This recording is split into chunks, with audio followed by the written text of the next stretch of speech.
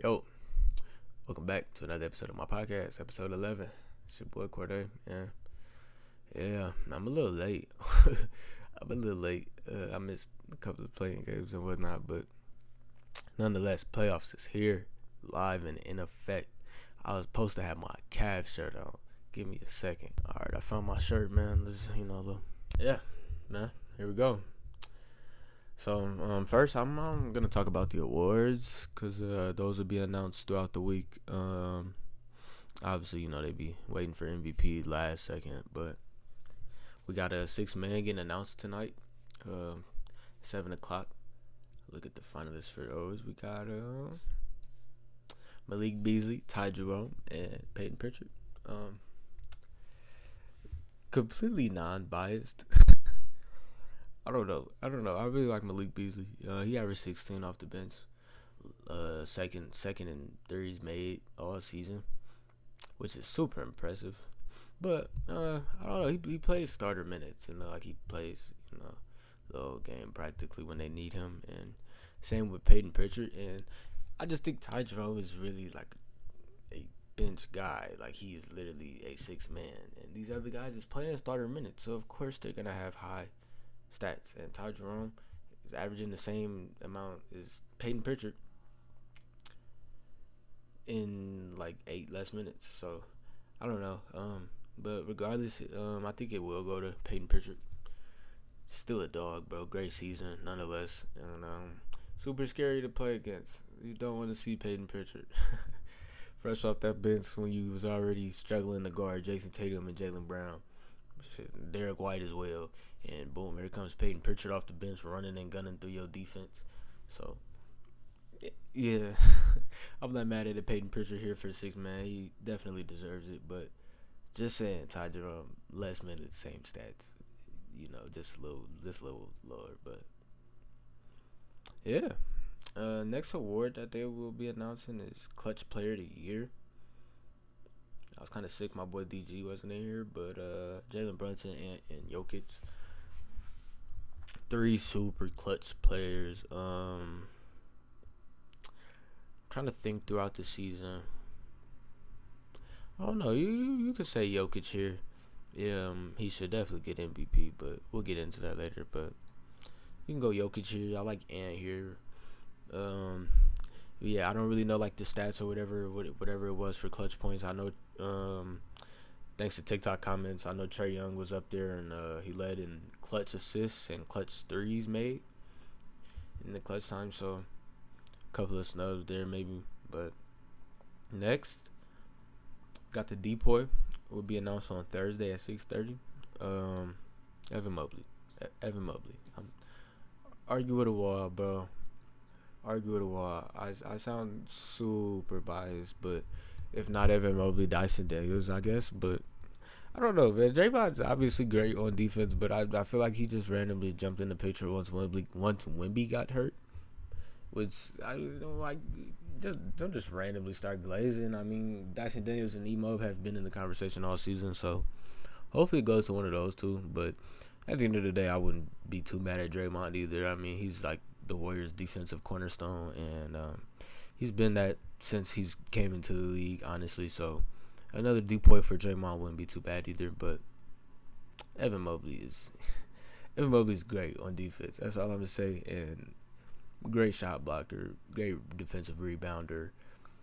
He diminishes second chance points for other teams. It's really hard to score on him and Jared Allen. So I say him and Cavs are like top 3 defense in the league. So of the year, Stephon Castle, Zach Reese, and Jalen Wells. Once again, get Wells on Jalen Wells. But I think Jared McCain would have been in his top 3 if he didn't get hurt. I mean, he was giving teams problems at the start of the season, dude.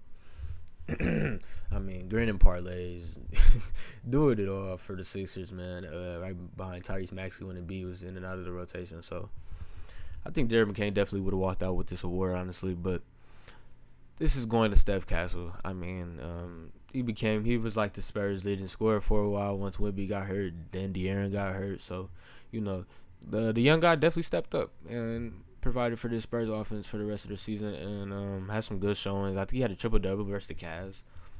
lost, but he had a triple double versus the Cavs and some great games this season and made the dunk contest. So just an overall great season for Steph Castle. Rishi definitely had a good season. Towards the end, it kind of plateaued, kind of off, on and off here and there, and didn't really shoot too good in the play-in. So, that plays a part as well. And yeah, I think Steph Castle gets that award. Most improved. This is gonna be a debatable one. Norman Powell was hurt, so they just said, "Hey, let's put Zubac in there," and I'm not mad at it, dog. Like, definitely the best season of his career so far. Showed a lot of upside, great promise, great talent.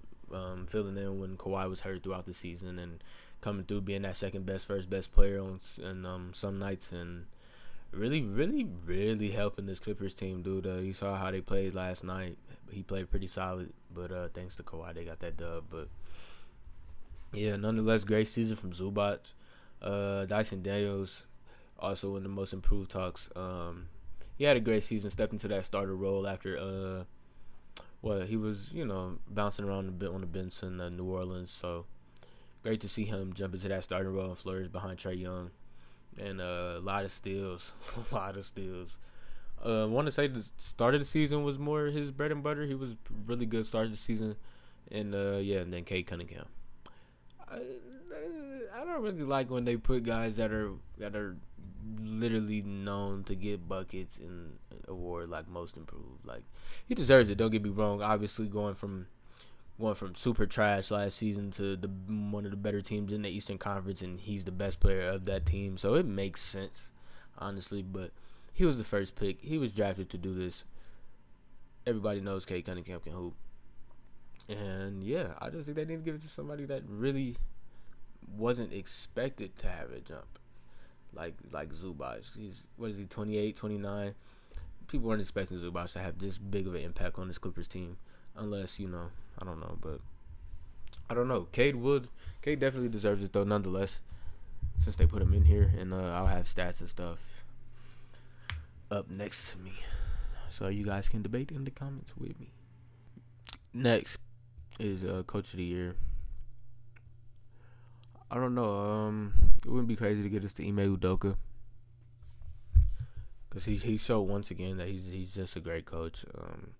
Obviously kickstarted that Celtics squad before he was freaked out and everything, but went over to Houston, gave him a year or two, picked up a couple of different guys, and this Rockets team is second seed.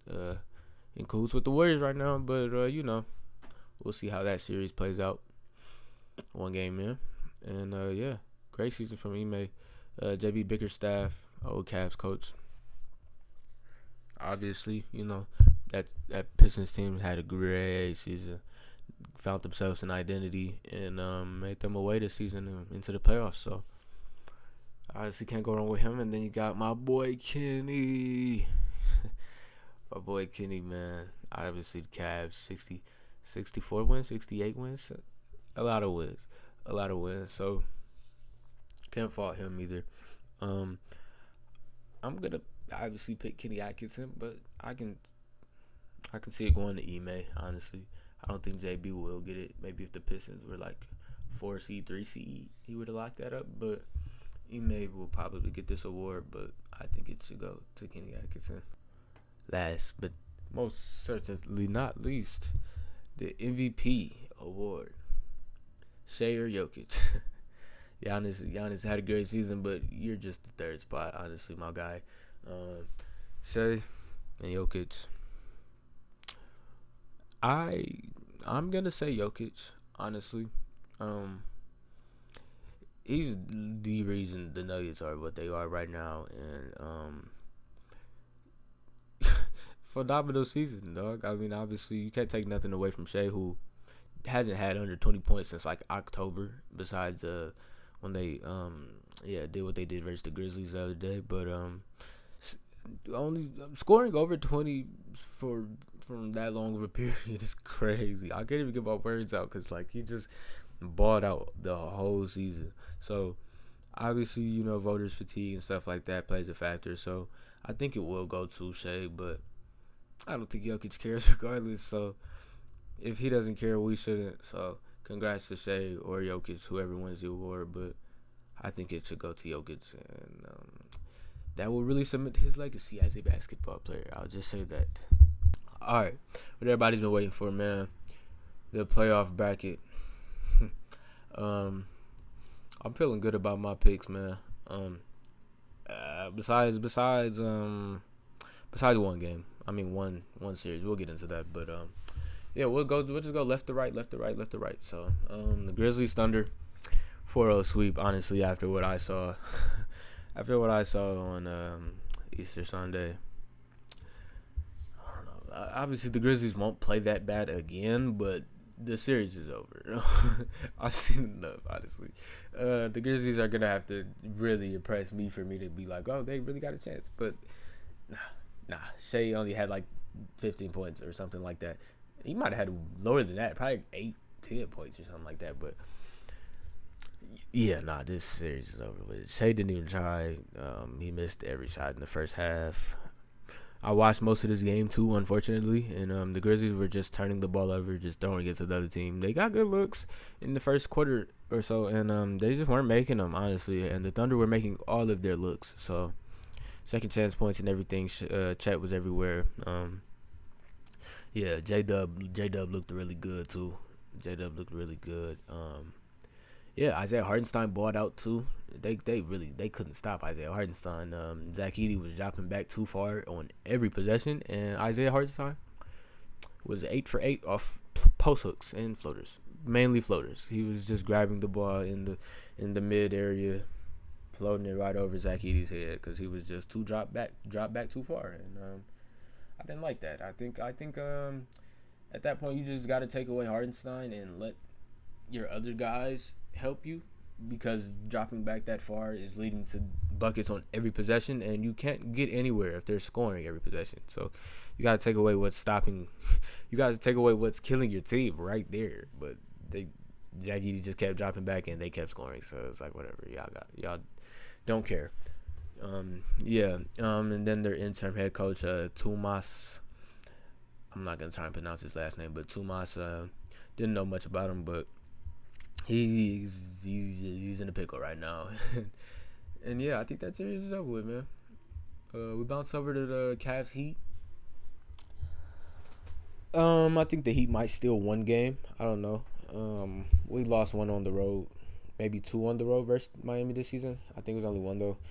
So we could drop one when we go back to Miami, but I don't see us losing at home at all until maybe we see Boston or the Pacers. But yeah, I think the Cavs got this versus the Heat in 5, maybe 4, most likely 5. But yeah, not really too much to say about that series. I feel like the Cavs are just deeper than the Heat, and like we saw the other day, Ty Jerome checking in, scoring 28 points. What? Yeah, 6-man by the way. Yeah, came in and just literally derailed the Heat with floaters, threes, and then DG jumped in with threes, and I thought Jared Allen played really good. But yeah, the Heat kept it somewhat close here and there, but the Cavaliers is just too much for teams at the end of the day, and I think that's what most of the games will look like this series. So yeah, and here goes the series I was conflicted about. Nuggets Clippers. It's 1-1 right now. Kawhi just went nuts last night to get them that dub. Very, very good game. I watched Kenny talk about that one. Shout out KLT4Q. But yeah, man, I want to take the Clippers to win this series. I feel like they're one of the teams in the NBA that are matched up pretty evenly with the Nuggets in terms of combating against Jokic and Jamal Murray in the playoffs and Michael Porter Jr. and Aaron Gordon. So I feel like they match up, but it will take guys like Norman Powell and Chris Dunn and Derrick Jones Jr. to get rid of this team. I mean, they're a championship winning team, and when you got Russ making big plays, you got Christian Brown making big plays. He didn't play too good the other night or last night, but when you got those type of guys making plays off their bench, you need guys on your bench and your starting lineup other than Harden and Kawhi Leonard and Zubac to get points. So that's what it'll really come down to, but I think the Clippers can get it done. I will say, and it would take six or 7 games. So, after last night, if Kawhi can keep that going, I will lock in Clippers in 7. It'll be Clippers in 7, man. But obviously, wouldn't be surprised if Jokic and Murray prevail over that team, and guys like Norman Powell don't get it going, or Kawhi has a bad game, or James Harden has a bad game. But I don't think Zubac will slow down anytime soon. That first game he got to it really early. It was like 4 for 4, 5 for 5 on Jokic to start that game, maybe even 6 for 6. So he looked super good, and obviously grabbing the rebounds and the second chance points for the Clippers, and getting to those pick and rolls with James Harden, which I think they need to do like all game. Pick and rolls, and then just get a ball to Kawhi. Pick and rolls, get a ball to Kawhi, and then just move the ball around and get other guys involved. So I think that would benefit the Clippers. But we all know how the Nuggets get, and it takes nothing but a Jamal Murray 50 ball and a Jokic 50 ball to end this series quick, maybe 5 or 6. So yeah, I'm gonna be bold here and take the Clippers in 7. This is the Bucks kryptonite right here, man. Sent them home last season when they weren't healthy. Here we are again, another season. They're not healthy, but I don't know if Dame is playing next game. They play tonight. Actually, they play in like an hour, so I'll have to see if Damian Lillard is playing. But if he's not, I don't know. I still think the Pacers get this done, bro. I think they're just deeper, and they're like a completely different team in the playoffs. They just play great team basketball, and they're great at home, and they don't really miss shots. They get great looks, and they'll literally just take the layups or the open threes, or if every now and then we'll go get a tough bucket like Andrew Nembhard pushing off Brook Lopez for the easy bucket, and Spicy P, Pascal Siakam, boy, when he's on, and he can really be your scoring. He can really be your first scoring option. That's what I was trying to say. But yeah, when he's on, great night, and when Halliburton's on, great night, and this team connects so well. And Miles Turner comes up with great effort plays, big dunks and block shots and threes, and Miles Turner's a really good vet. Benedict Mathurin, great defensive presence. Just deep team. Neesmith, like they even got Furphy in the game at the end of the first one. But yeah, I like the Pacers this season. I can definitely see Giannis not going out. He's not going out sorry though. That first game, it was all him that first half, and a little bit of Gary Trent Jr. But it was ugly for the Bucks, man. Couldn't nobody score. Kyle Kuzma, we know what he did, just straight Tony Snell numbers. But trying to think who else was getting anything going for that Bucks team before I stopped watching. But yeah, Gary Trent, he was hoping. He ended up stop hooping, and it looked like it was just Giannis out there, honestly, getting to the line, dunking, doing everything, starting offense, finishing the offense, grabbing the rebounds, blocking the shots. Like, the dude is amazing, dude. It's like he's playing 2K out there. And without Dame, this team is chopped. Rick Carlisle is the better coach, in my opinion, than Doc Rivers. And, this Pacers team is great. So I'll take them. I'll take Pacers in 6, honestly. I like that. Maybe even in 5 if Dame doesn't come back before game 3. So, yeah. Then we got the Lakers and the Timberwolves. They play tonight as well at they play at 9 o'clock, TNT.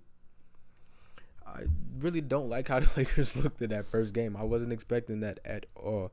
I like how Luka looked. Luka looked amazing in that first half, but 40 points in the L against the Timberwolves was not something I would have expected in that first game at home in crypto.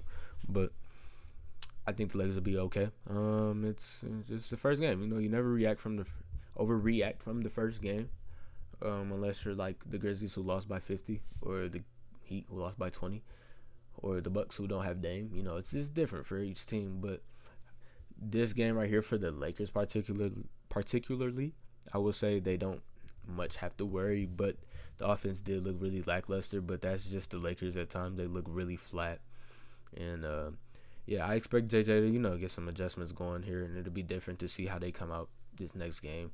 But I'm expecting them to fight back in this series, and wow, my bad. But I weren't expecting them to lose this first game. So if the Timberwolves continue to play how they played that first game, I can see the series going to 7. Honestly, the Lakers like to drag along with teams and stay in it with teams when they know they can be better than that team. But I can see if the Timberwolves continue to play like that, which I don't think so.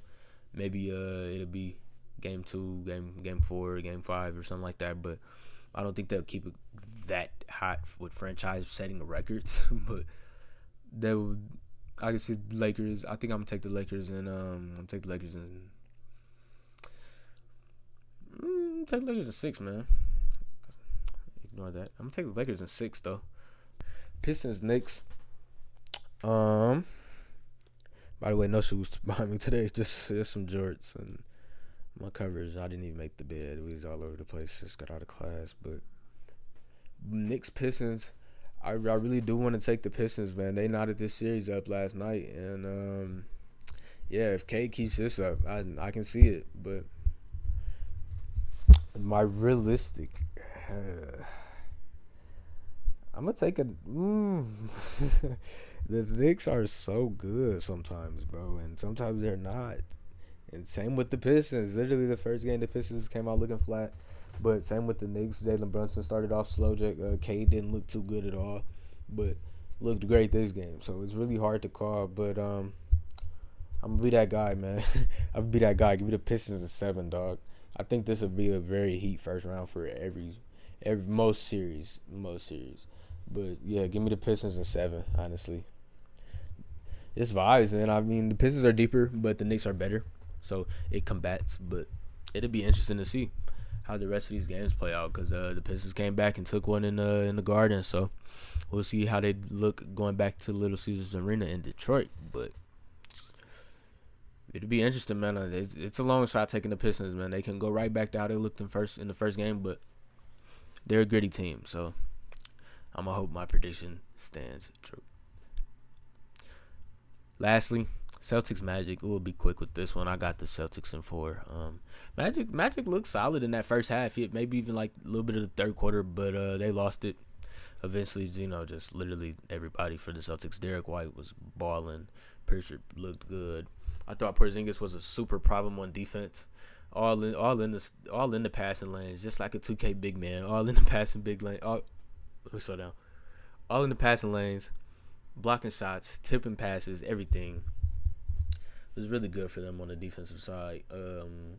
Tatum and Brown, they were chilling that first game, but yeah, Derek White had it going. Derek White, that ball head dude, when he's going, he won't miss. Literally, every shot will look great, but he'll give you some great minutes. But the Magic, I thought they shot pretty decent in that first half. They held the Celtics like 26. Don't quote me on that. They held them to the mid-20s though in the first quarter, which is something you're not mad at, especially when your team had trail right behind them. But I thought the Magic looked solid in that first half, so maybe they get some adjustments going. They steal a game or two, but other than that, the series will still be over with the Celtics in 5. Nothing more, nothing less. And yeah, I think as we go on, I think I'll just do the rest of it. I don't want to do too long of videos, but yeah, we'll get back obviously with some recaps, some more game recaps. I'll be watching this Lakers game and this Bucks game, so I'll even be watching the Thunder game. Hopefully it's a little bit closer, but yeah, man, had to get that coverage to y'all, man. I haven't did a video since I missed the Bulls. I had the Bulls beating the Heat, and that didn't happen, and some other teams lost, and we're gonna move past that. The play is long gone now, and yeah, man, we're deep. We're a little bit into the playoffs, so we'll see how it goes. Hopefully, my boys take it all the way. But yeah, man, I'll get back with y'all with some more ball talk. Maybe probably just a recap of these 3 games and whatever I can do when my schedule is clear. But as always, peace out. Thank you for watching.